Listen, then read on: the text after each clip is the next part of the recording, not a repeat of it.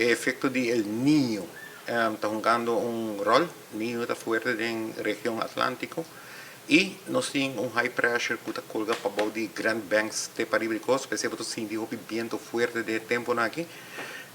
El calor no está predictado que estaba excesivo aquí. Entre DVG y CMO, parte de voorlichting para a comunidade, beber água, zorg para nos grandes,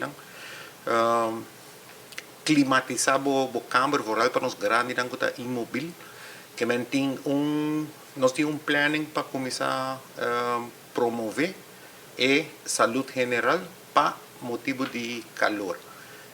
Aqui não está primeira com também tem atividade atlântico, pero não me se tem hobby, mas se tem solamente para afetado e destruir a economia. Que nós estamos com os planos de de preparar a comunidade para horcan.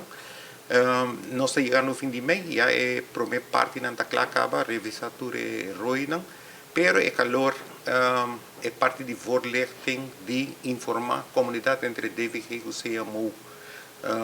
Nós botamos com ativação mais grande. Nós temos que quitar o mito que Aruba está para fora de Hurricane Belt. Aruba não está para fora de Hurricane Belt. Aruba não está dentro de belt ativo que toda año tem ameaça. Pero se você que ciclo, ongeveer cada 10 para 12 anos, Aruba tem impacto de aguacero excessivo que cria flooding. Que em certo momento nós estamos seguindo com os planos de preparar. Nós revisar que tudo é dienste não acaba responsável, nosso passador de luna de reunião com nós, que nós a capacidade de Aruba para lidar com qualquer eventualidade de aguacero excessivo.